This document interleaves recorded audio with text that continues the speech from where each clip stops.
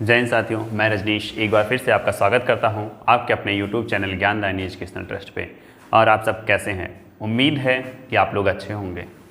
तो हम लोग साइंस की क्लास में डाइजेस्टिव सिस्टम पढ़ रहे हैं और अब तक हम लोगों ने डाइजेस्टिव सिस्टम के लिए 3 लेक्चर्स पढ़ चुके हैं और आगे आज को लेके हम लोग 3 लेक्चर और भी पढ़ेंगे। तो ये चैप्टर आपका कंप्लीट होगा। फिर आप इसमें से क्वेश्चंस, इसके सारे क्वेश्चंस हम लोग करेंगे, ठीक है।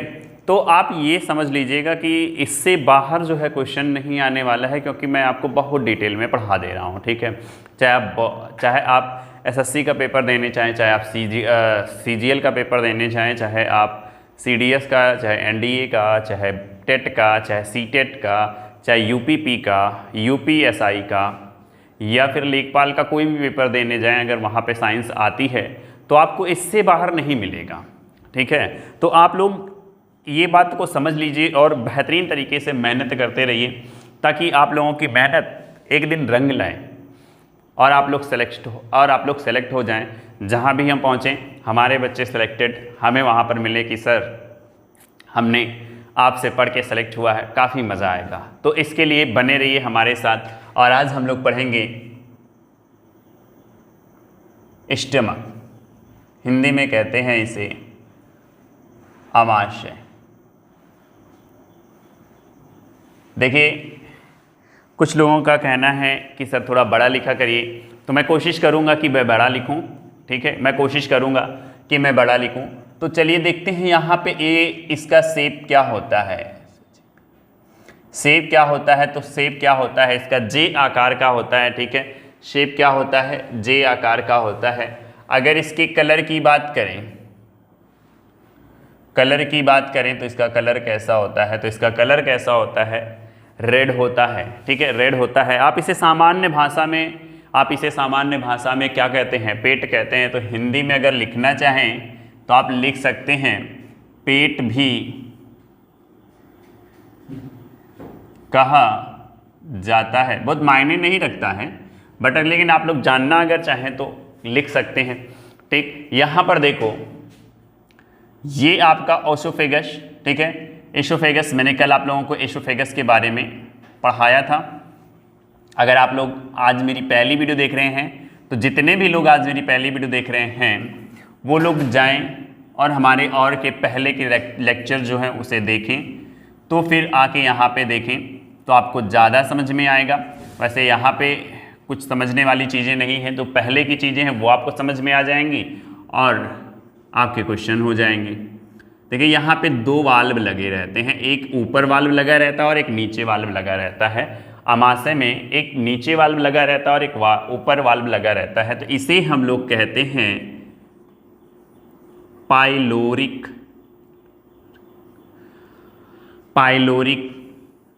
वाल्व, ठीक। पाइलोरिक वाल्व इसे कहते हैं।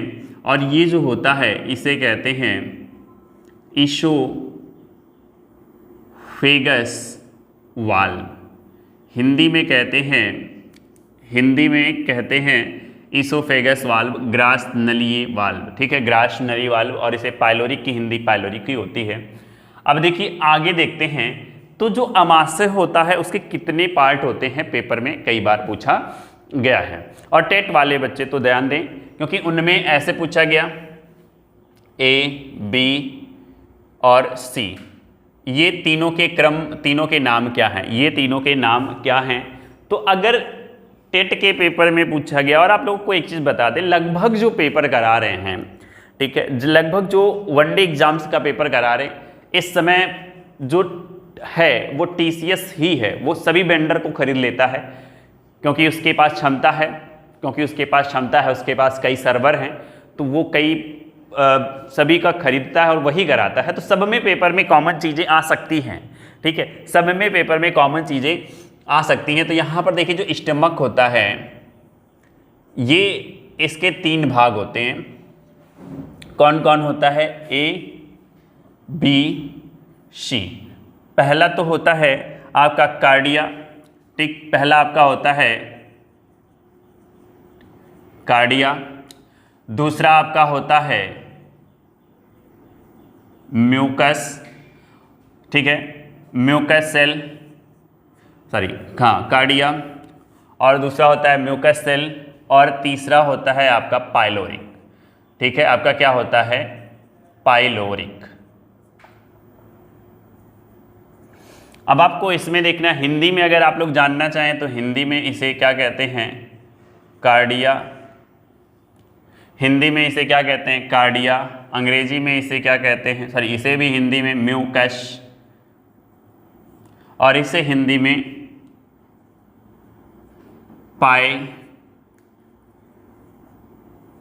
पाइलोरिक, इसे हिंदी में पाइलोरिक ही कहा जाता है।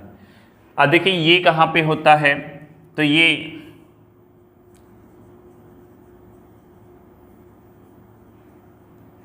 अपर पार्ट ऑफ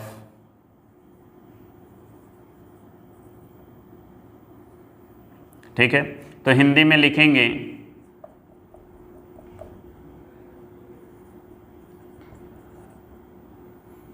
अमाशय का ऊपरी भाग, अमाशय का ऊपरी भाग, ये आपका क्या हो जाएगा, मिडिल पार्ट।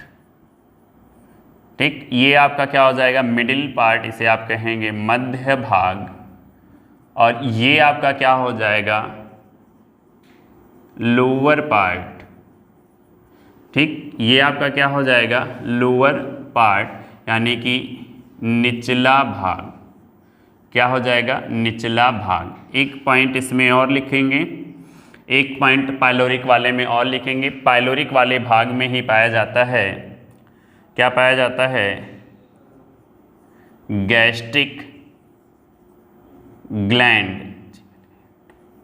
ठीक, गैस्ट्रिक ग्लैंड, जिसे हिंदी में कहते हैं जठर ग्रंथि।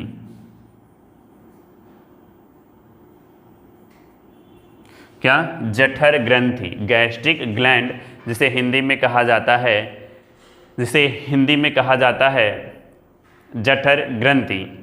ठीक, अब देखिए ये वाले भाग में तो इसका कोई विशेष काम नहीं होता, इसका कोई विशेष काम नहीं होता, लेकिन इसका एक काम होता है, ये क्या करता है, कनेक्टेड विथ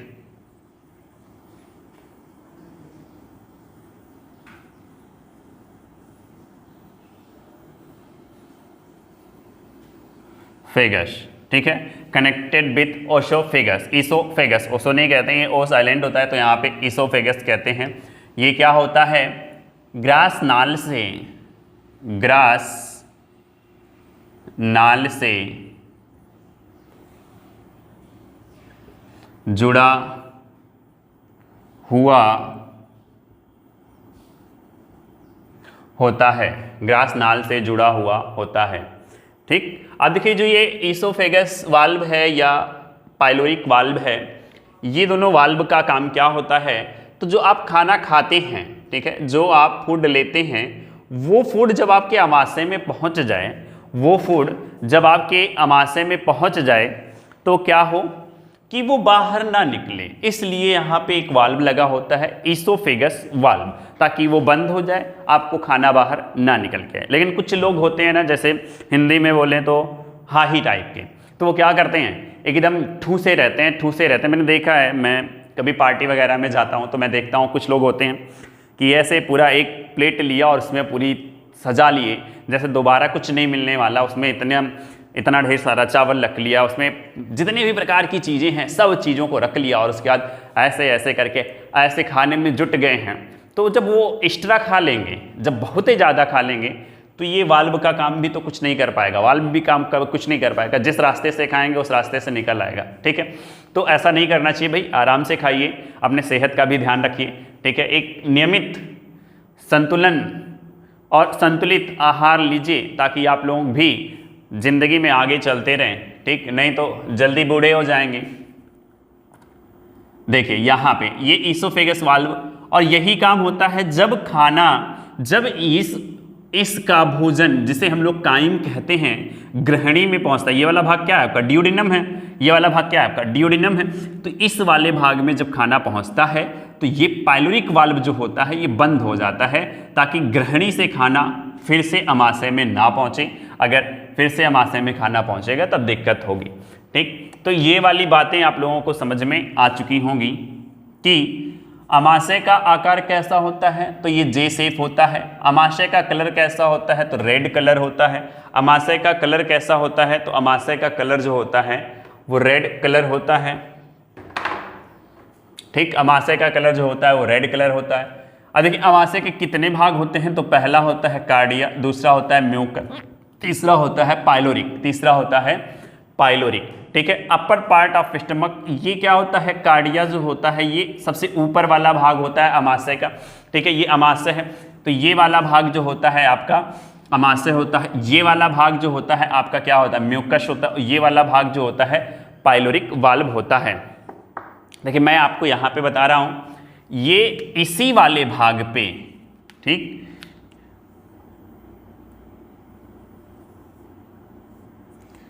इसी वाले भाग पे, यहाँ पे, ये इसी वाले भाग पर क्या मिलता है, इसी वाले भाग पर होती है आपकी गैस्ट्रिक ग्लैंड। ठीक है, इसी वाले भाग पर क्या होता है आपका गैस्ट्रिक ग्लैंड। और आप जानते हैं गैस्ट्रिक ग्लैंड से निकलता क्या है, तो आप जानते हैं गैस्ट्रिक ग्लैंड से निकलता है गैस्ट्रिक जूस। क्या निकलता है, गैस्ट्रिक जूस निकलता है। एक चीज़ और आप ध्यान दीजिएगा कि ये जो गैस्ट्रिक जूस निकलता है तो क्या होता है, कैसे निकलता है, जब खाना आपके अमाशय में पहुंचता है, खाना जब आपके अमाशय में पहुंचता है तो क्या होता है, इस अमाशय की दीवारों से, ठीक, अमाशय की दीवारों से निकलता है क्या, HCl। अमाशय की दीवारों से क्या निकलता है, HCl। और HCl जब निकलना शुरू करता है तो इसको ये क्या कराता है, यहाँ से HCl निकालवाता है। लेकिन जब HCl निकलता है तो आपके माइंड को सूचना पहुँचती है, तो अब पता चलता है कि इसकी दीवारों से क्या निकलना चाहिए, तो आप कहेंगे क्या निकलता है, तो आप कहेंगे इसकी दीवारों से निकलता है गैस्ट्रिक हार्मोन्स। ठीक है, गैस्ट्रिक हार्मोन्स। और यही गैस्ट्रिक हार्मोन किसमें क्या करता है, जठर ग्रंथियों को प्रेरित करता है, जठर ग्रंथियों को प्रेरित करता है क्या निकालने के लिए, तो आप कहेंगे गैस्ट्रिक जूस। ठीक है, क्या निकालने के लिए, तो आप कहेंगे गैस्ट्रिक जूस निकालने के लिए। ठीक है, गैस्ट्रिक जूस निकालने के लिए। बात समझ में आपको आई, बात समझ में आपको आई कि नहीं आई, बात समझ में आपको आ गई होगी। ठीक है, बात समझ में आपको आ गई होगी। देखिए जूस की स्पेलिंग गैस्ट्रिक जूस, तो गैस्ट्रिक जूस निकालता है किस हार्मोन्स के कारण गैस्ट्रिक जूस निकलता है, तो गैस्ट्रिक हार्मोन्स के कारण, गैस्ट्रिक हार्मोन्स के कारण कौन सा जूस निकलता है, गैस्ट्रिक जूस निकलता है। एक चीज, ये वाला क्वेश्चन आपके आरआरबी एनटीपीसी के पेपर में पूछा गया है।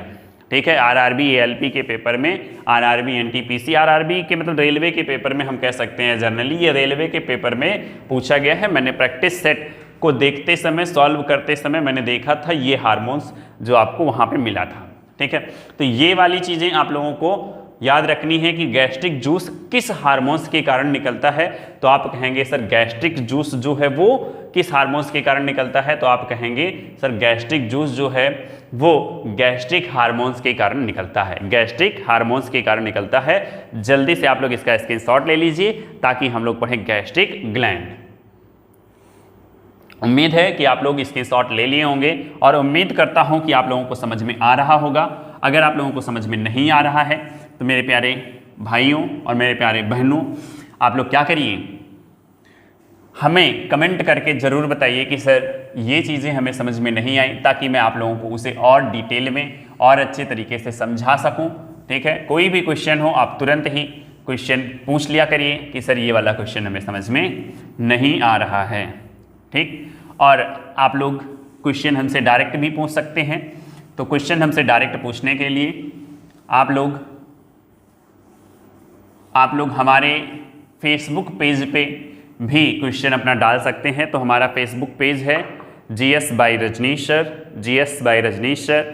आप हमारे व्हाट्सएप नंबर 8115 898649 पे क्या कर सकते हैं, व्हाट्सएप करके अपना क्वेश्चन पूछ सकते हैं। बस क्वेश्चन ही पूछ सकते हैं, बाकी और कुछ का आंसर दिया नहीं जाएगा, ठीक है। और किसी चीज़ का आंसर नहीं दिया जाएगा, सिर्फ क्वेश्चन का आंसर आप लोगों को दे दिया जाएगा। ये ज़रूरी नहीं है कि जब आप क्वेश्चन भेजें तभी आपको आंसर मिल जाए, लेकिन आपको आंसर मिलेगा, ठीक। चलिए, आप लोग अगर वीडियो अच्छी भी लग रही हो तो लाइक तो ज़रूर कर दीजिए, और शेयर करना तो एकदम भूला ना करिए, शेयर भी कर दिया करिए। अगर चैनल पे नए हैं तो सब्सक्राइब कर लीजिए। और इसके पहले वाले तीनों जो वीडियो हुए हैं, सिलेबस बताया उसमें मैंने बायो के बारे में बताया उसमें पहले वाले में, फिर इसके बाद मैंने पाचन तंत्र पढ़ाना शुरू किया, तो उन सभी वीडियोस को जाकर आप लोग देख लीजिए, फिर इसे भी देखिए, ताकि आप लोग के एक प्रॉपर नोट्स बन जाए। कुछ बच्चे ऐसे हैं जो नोट्स बना रहे हैं, ठीक है, नोट्स बना के मेरे पास सेंड ही कर देते हैं कि सर ये है, तो काफ़ी अच्छा लगता है कि बच्चे मेहनत कर रहे हैं, बच्चे नोट्स बना रहे हैं। तो आप भी ऐसा कर सकते हैं, ठीक है, नोट्स बनाइए फिर भेज दीजिए मेरे पास, कोई दिक्कत नहीं है। लेकिन हाँ, नोट्स बनाइए तो सही। गैस्ट्रिक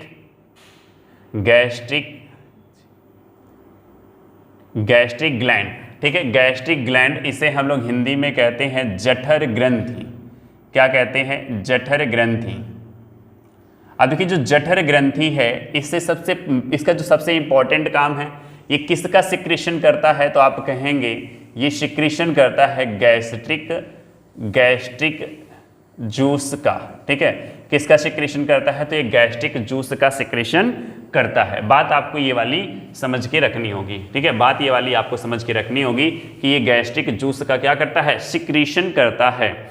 अब देखिए ये क्या होता है, तो ये कह सकते हैं गैस्ट्रिक ग्लैंड जो है, अभी मैंने लिखाया लोअर पार्ट, गड़बड़ हो गया, लोअर पार्ट ऑफ स्टमक।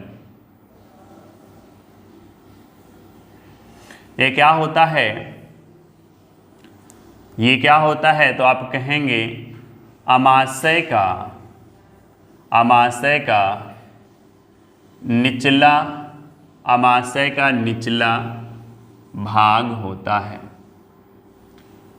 ठीक, अमाशय का निचला भाग होता है। और देखिए गैस्ट्रिक ग्लैंड के बारे में और क्वेश्चन पूछा जाता है कि गैस्ट्रिक ग्लैंड में कितने प्रकार की सेल पाई जाती है, ठीक है। तो गैस्ट्रिक ग्लैंड में कितने प्रकार की सेल पाई जाती है, ठीक, तो आप कहेंगे 3 टाइप सेल आर फाउंड, ठीक, 3 प्रकार की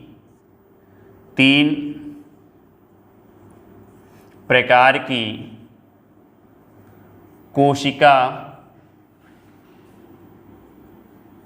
पाई जाती है, ठीक है, 3 प्रकार की कोशिका पाई जाती है।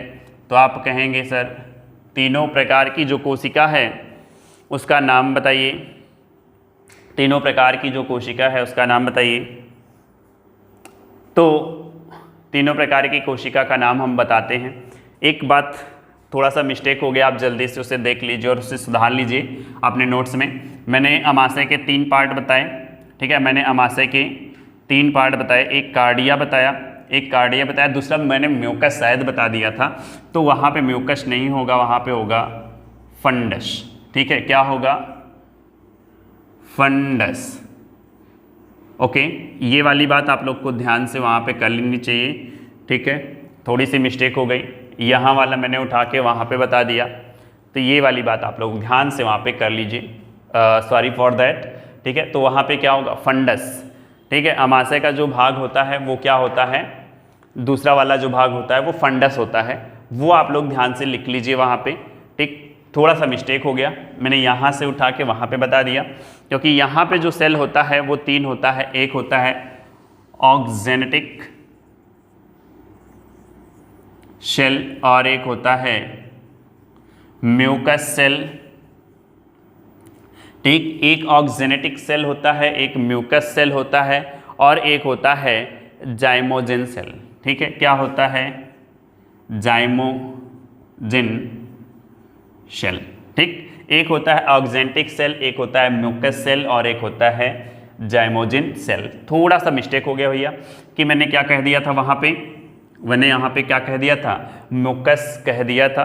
तो ये बात आपको समझनी होगी कि वो म्यूकस ना होके क्या होगा, फंडस होगा। आप लोग नोट्स में थोड़ा सा परिवर्तन कर लीजिए। अब मैं रिवर्स करके उसे लिखा नहीं सकता हूँ, तो ये मैंने चीज़ें आपको बता दी, आप लोग इसे पॉइंट कर लीजिएगा। ये थोड़ी सी मिस्टेक हुई है, चलिए, और बहुत बड़ी मिस्टेक नहीं है, थोड़ी सी मिस्टेक हुई है, चलिए कोई बात नहीं है, होता जाता है, कभी कभी ध्यान से चला भी जाता है। तो जो ऑक्जेंटिक सेल है, यही सेल क्या करता है, ऑक्जेंटिक सेल ही क्या निकालता है, HCl निकालता है, ठीक है।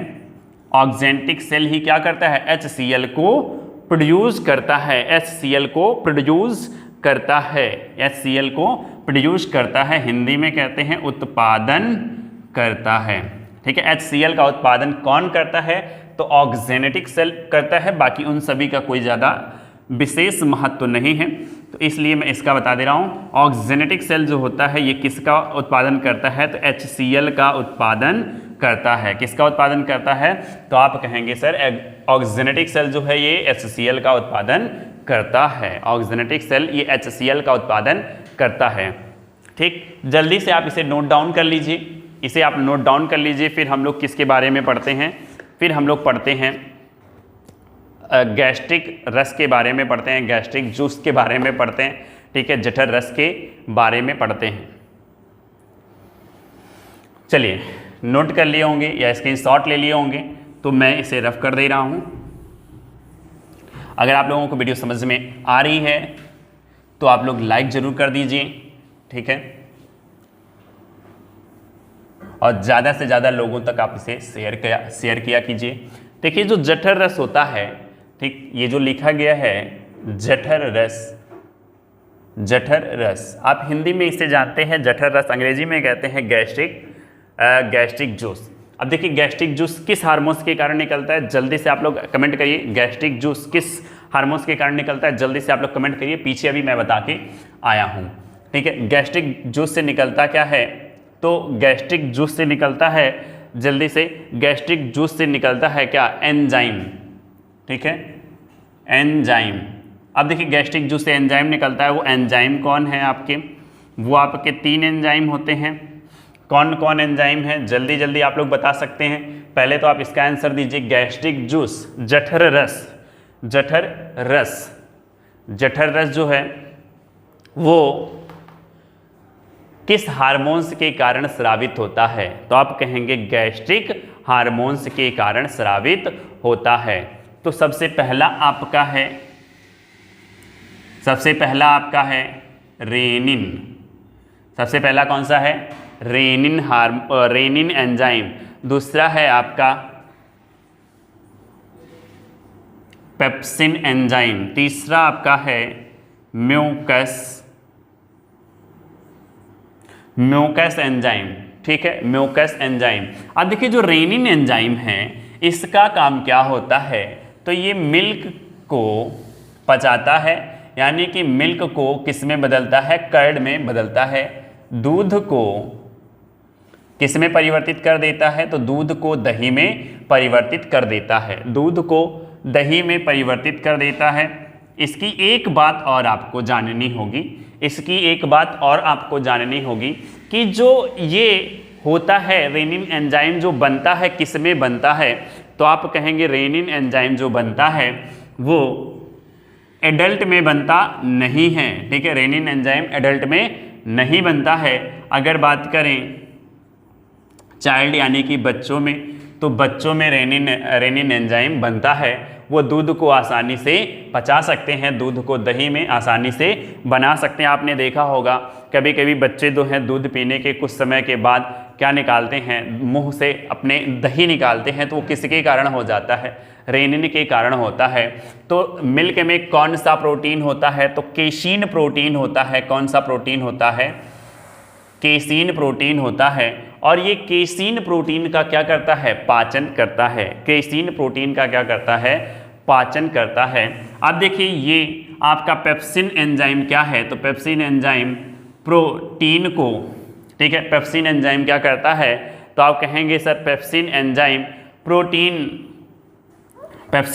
क्या करता है, तो प्रोटीन को पेप्टोन में बदलता है। प्रोटीन को किस में बदलता है, तो आप कहेंगे प्रोटीन को पेप्टोन में बदलता है, पेप्टोन में बदलता है, प्रोटीन को पेप्टोन में बदलता है। चलिए यहाँ पे मैं आप लोगों को समझाता हूँ, कुछ चीज़ें यहाँ पे आपको समझाता हूँ। क्या समझाता हूँ? तो जो 20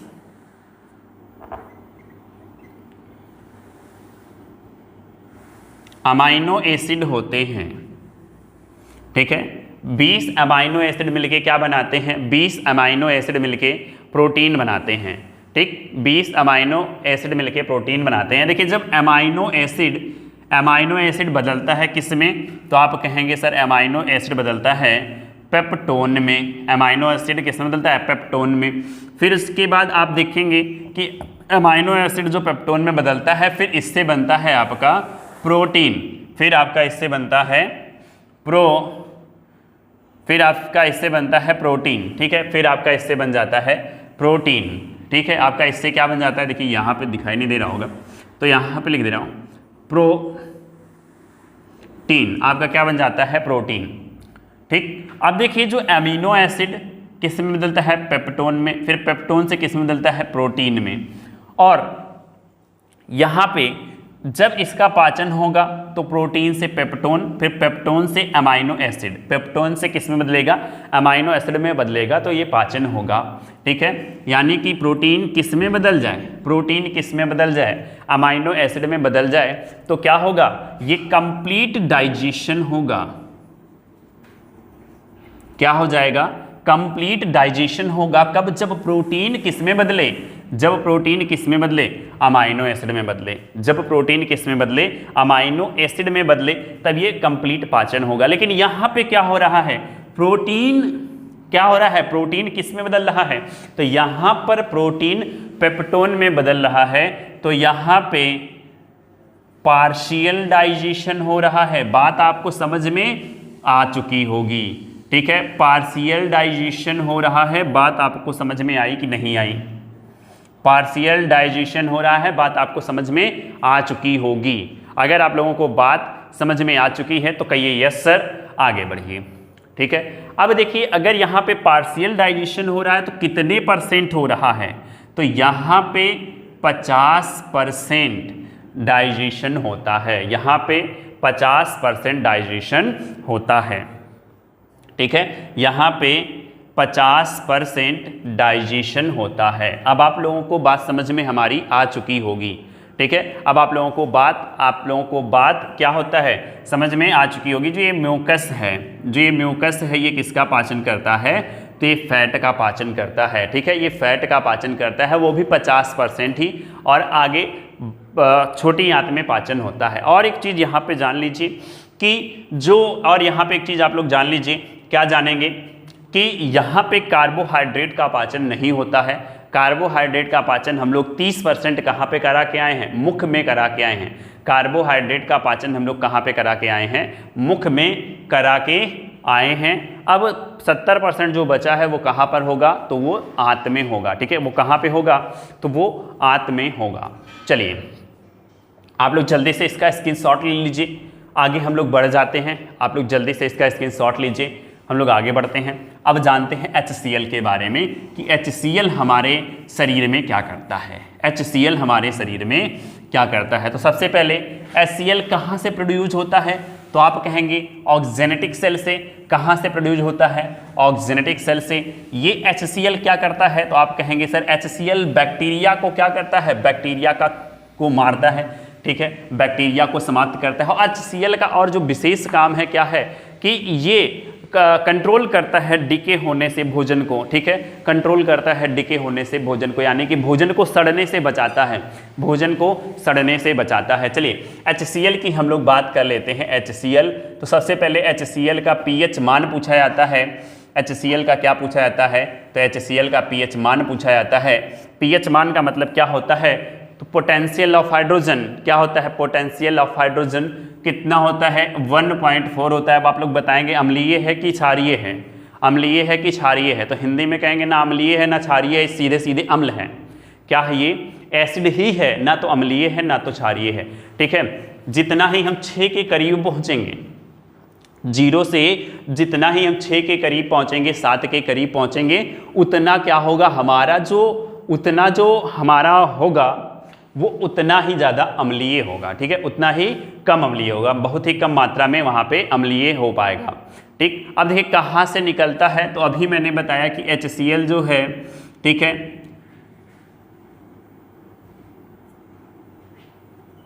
प्रोड्यूस कहाँ से होता है, तो आप कहेंगे सर प्रोड्यूस होता है कहाँ से, तो आप कहेंगे प्रोड्यूस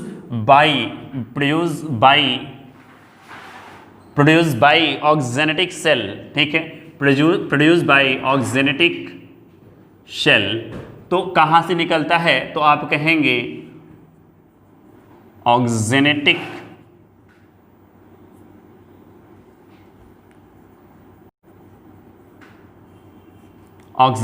कोशिका से निकलता है। कहाँ से निकलता है, तो आप कहेंगे ऑक्जेनेटिक कोशिका से। ठीक है, ऑक्जेनेटिक कोशिका से निकलता है, बात ये वाली आपको समझनी होगी। ठीक है, ये क्या करता है, तो ये क्या करता है, ये करता है किलिंग बैक्टीरिया। क्या करता है, किलिंग बैक्टीरिया। ये बैक्टीरिया को क्या करता है, समाप्त करता है, बैक्टीरिया को किल करता है। ठीक है, क्या करता है, बैक्टीरिया को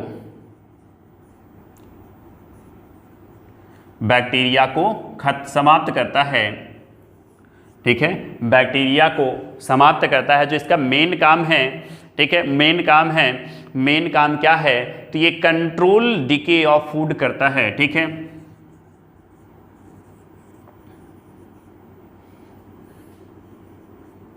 कंट्रोल डिके ऑफ फूड, ठीक है, कंट्रोल डिके ऑफ फूड, ये क्या करता है, भोजन को सड़ने से बचाता है, चलिए अब और भी इसके काम हैं, एक काम और है, यहाँ पे लिख दे रहा हूँ, इसका एक काम और है, यहाँ पे लिख दे रहा हूँ कि ये फूड को क्या करता है, एसिडिक बनाता है। ठीक है, ये फूड को क्या करता है, तो ये फूड को एसिडिक बनाता है। बात आप लोगों को यहाँ तक समझनी होगी, कि ये फूड को क्या बना देता है, तो ये फूड को एसिडिक बना देता है। ठीक, फूड को एसिडिक बना देता है, ये वाली बात आप लोग को समझनी होगी, अब देखिए हम लोग क्या देखते हैं कि प्रोसेस ऑफ स्टमक। ठीक, प्रोसेस ऑफ स्टमक, आमाशय की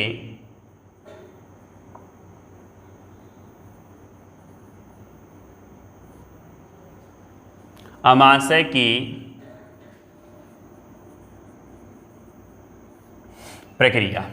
देखिए आमाशय की प्रक्रिया, आप देखिए आमाशय के बारे में अगर देखेंगे यहाँ पे एकदम ध्यान से,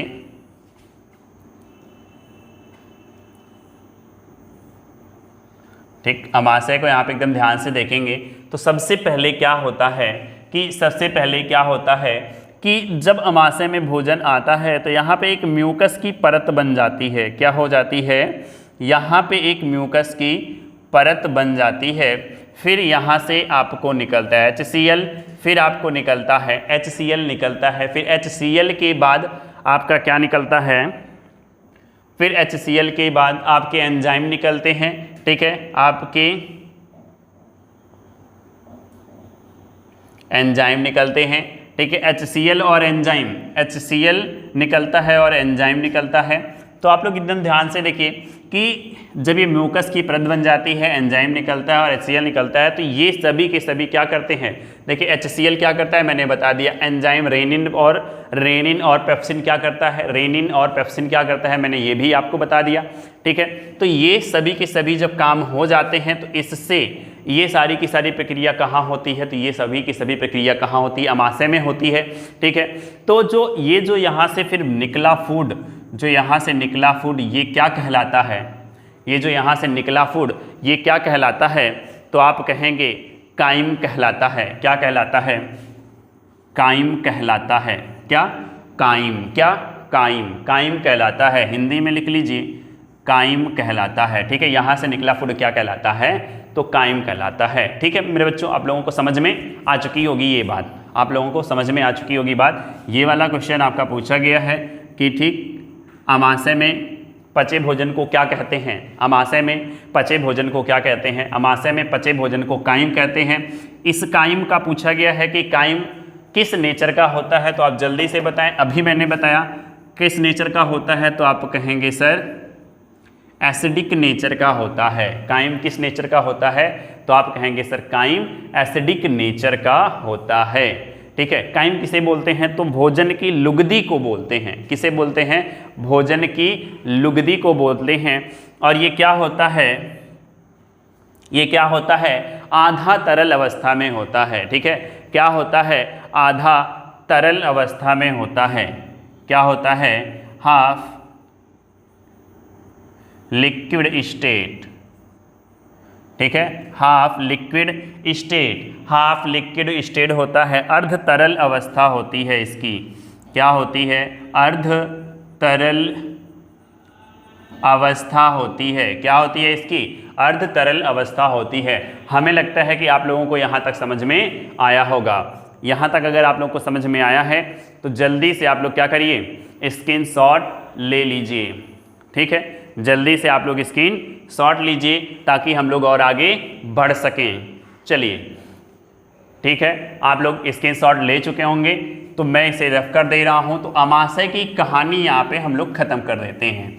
ठीक है, अमाशय के बारे में हम लोगों ने यहाँ पर पढ़ लिया। अब अमाशय में इससे ज़्यादा क्वेश्चन नहीं बनते। अगर जो एक आध दो क्वेश्चन बचे होंगे मैं उसे जब प्रैक्टिस कराऊंगा आप लोगों का तो क्या कर दूंगा, उसे भी खत्म कर दूंगा। अब अमाशय के बाद हम लोग खाना कहाँ पे लेके जाएंगे? हाँ, अमाशय में एक चीज़ मैंने बताना भूल गया। तो अमाशय में लिख लीजिएगा कि खाना 4 घंटे तक रहता है। अमाशय में खाना 4 घंटे तक रहता है। ठीक है, अमाशय में खाना 4 घंटे तक रहता है। ये वाली बात आप लोग पॉइंट आउट करके लिख लीजिए कि अमाशय में खाना कितने घंटे तक रहता है। तो अमाशय में खाना 4 घंटे तक रहता है। ये बात आप लोग को समझ लेनी चाहिए। ठीक है, अगर आप लोग ये बात आप लोग समझ लिए हैं तो अब आप लोग हेडिंग डालिए इंटेस्टाइन। आप लोग हेडिंग डालिए इंटेस्टाइन। अंग्रेजी में, हिंदी में कहते हैं आंत। ठीक है, अंग्रेजी में कहते हैं आंत और हिंदी में कहते हैं इंटेस्टाइन। चलिए अब देखिए, इसमें हम लोगों को सबसे पहले कौन सी पढ़नी है? तो इसमें सबसे पहले हम लोगों को पढ़नी है स्मॉल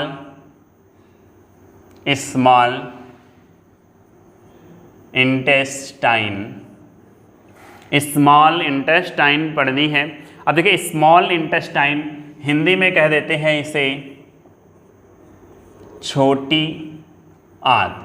हिंदी में इसे क्या कह देते हैं? तो हिंदी में कह देते हैं छोटी आंत। सबसे पहले पेपर में इसका पूछा जाएगा कि छोटी आंत की लेंथ क्या होती है। छोटी आंत की लेंथ क्या होती है? जल्दी से आप बताएंगे तो आप कहेंगे 6 से 6.9। ठीक है, 6 से 6.9 मीटर तक होती है। 6 से 6.9 मीटर तक होती है। ये वाली बात आप लोग को ध्यान देनी होगी। ठीक है, ये वाली बात आप लोगों को ध्यान देनी होगी। 6 से 6.9 मीटर तक होती है, ये बात आप लोग को ध्यान देनी होगी। यहाँ पे क्या होता है? तो यहाँ पे होता है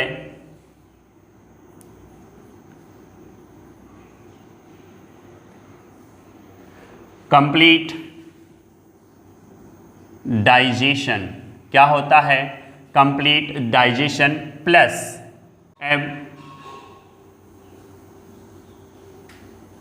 एब्जॉर्प्शन।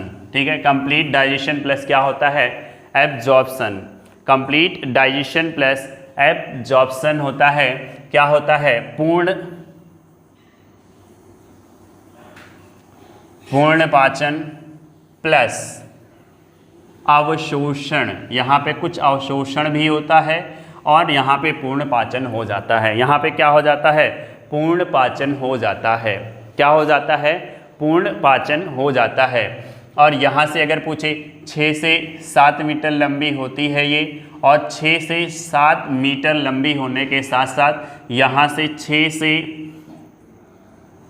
6 से 7 लीटर क्या निकलता है, इंटेस्टाइनल जूस।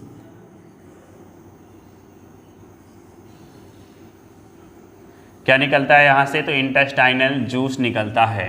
क्या निकलता है, इंटेस्टाइनल जूस। 6 से 7 लीटर यहाँ से इंटेस्टाइनल जूस भी निकलता है। बात आप लोगों को ये वाली समझ लेनी होगी, बात आप लोगों को ये वाली समझ लेनी होगी। अब देखिए यहाँ से आगे हम लोग देखते हैं कि जो ये है स्मॉल इंटेस्टाइन है, ये कितने भागों में बांटते हैं हम लोग इसे, तो स्मॉल इंटेस्टाइन को हम लोग बांटते हैं 3 भागों में। सबसे पहला आपका आता है, सबसे पहले आपका आता है डियूडिनम,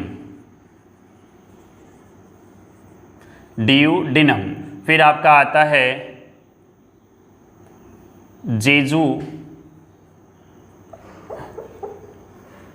जेजुनम, फिर आपका आता है इलियम। ठीक है, फिर आपका क्या आ जाता है, इलियम। ये आपके इतने भाग होते हैं, कितने भाग होते हैं, डियूडिनम, जेजुनम, इलियम। डियूडिनम को हम लोग क्या कहते हैं, डियूडिनम को हम लोग कहते हैं ग्रहणी। ठीक है, जेजुनम को क्या कहते हैं, जेजुनम को क्या कहते हैं, मध्यांत्र, क्या कहते हैं, मध्यांत्र। और इलियम को हम लोग कहते हैं शेषांत्र। ठीक है, इलियम को हम लोग क्या कहते हैं, तो शेषांत्र कहते हैं। इलियम को हम लोग क्या कहते हैं, शेषांत्र कहते हैं। अब इनके बारे में जान लो। ग्रहणी जो है अपर पार्ट होता है। ठीक है, ग्रहणी क्या होता है, अपर पार्ट होता है। ग्रहणी क्या होता है, तो आप कहेंगे ग्रहणी जो होता है अपर पार्ट होता है। हिंदी में कहेंगे ऊपरी भाग होता है। ग्रहणी क्या कहेंगे, ऊपरी भाग होता है। चलिए एक पॉइंट यहाँ पे आपको क्लियर हो गया कि ये ऊपरी भाग होता है। फिर उसके बाद कहेंगे, ठीक है, अब फिर क्या कहेंगे, तो ये जंक्शन होता है। क्या होता है, जंक्शन होता है। किसका जंक्शन होता है, तो आप कहेंगे सर ये जंक्शन होता है लीवर प्लस पैंक्रियाज का। किसका होता है, liver plus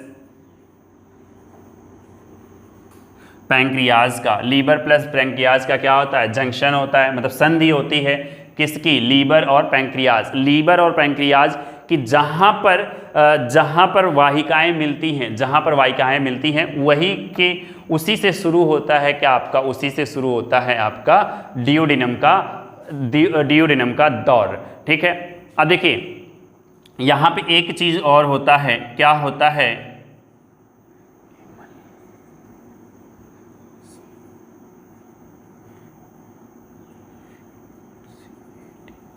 emulsification of fat. क्या होता है, इमल्सिफिकेशन ऑफ फैट। यहीं पे क्या होता है, तो यहीं पे होता है emulsification of fat. Emulsification of fat यहीं पे होता है। ठीक है, इमल्सिफिकेशन ऑफ फैट यहीं पे होता है, यानी कि वसा का पायसीकरण। वसा का पायसीकरण कहाँ पे होता है, तो वसा का पायसीकरण ग्रहणी में होता है। वसा का पायसीकरण ग्रहणी में होता है। हम लोग आगे देखेंगे कि वसा का पायसीकरण किस रस के कारण होता है। अभी हम लोग को आगे और भी पढ़ना है। ठीक है, अभी हम लोगों को आगे और भी पढ़ना है। अब देखिए जो मध्यांत्र होता है, यहाँ पे क्या होता है,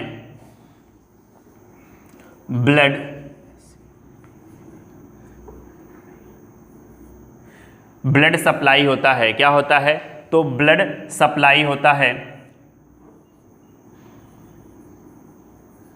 क्या होता है, जो आपका ये वाला भाग होता है मध्यांत्र में ब्लड सप्लाई होता है। अब देखिए यहाँ पे मैं नीचे लिख नहीं रहा हूँ, आपको बता दे रहा हूँ कि नीचे क्या है, जो शेषांत्र है उसका काम क्या होता है, तो शेषांत्र जो है निचला भाग होता है, लोअर पार्ट होता है। ठीक है, शेषांत्र क्या होता है, लोअर पार्ट होता है।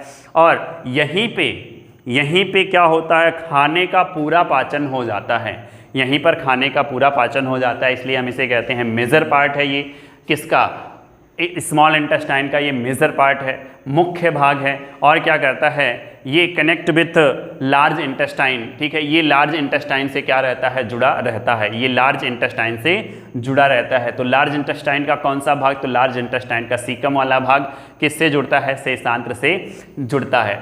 अगर आप लोगों को यहाँ तक वीडियो समझ में आई हो, यहाँ तक लेक्चर हमारा समझ में आया हो, तो एक बार लाइक ज़रूर कर लीजिए।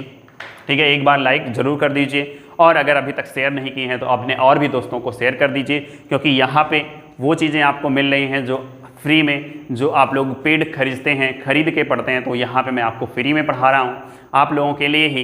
तो आप लोग जितना ज़्यादा से ज़्यादा लोगों को हम लोगों तक जोड़ेंगे उतना ही ज़्यादा हम लोगों को मज़ा आएगा। ठीक है, फिलहाल आज के लिए इतना ही लेक्चर है, और हम लोग अगली वाली क्लास में पढ़ेंगे लार्ज इंटेस्टाइन, फिर उसके बाद हम लोग पढ़ेंगे डाइजेस्टिव ग्लैंड। अभी हमारी 2 वीडियो और भी लग सकती है। ठीक है, फिलहाल आज के लिए इतना ही, तब तक के लिए बाय बाय, टेक केयर।